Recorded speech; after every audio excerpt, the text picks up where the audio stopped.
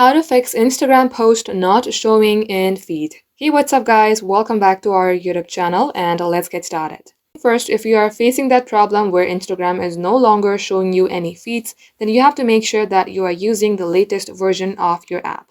Head over to your Play Store. Then here, simply type in Instagram. If you see update here, tap on update and update your app. Once done, for the next step, head over to your settings. Scroll all the way below until you see the option of apps. Open it.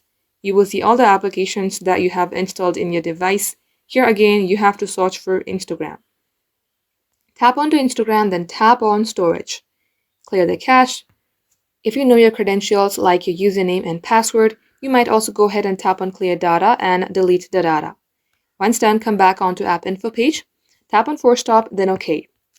Once you do all this, you have to restart your device and open your app and get logged into your account again. Refresh your page a couple times and this shall definitely fix your problem. So guys, that is all for today and we will catch you up in our next upload.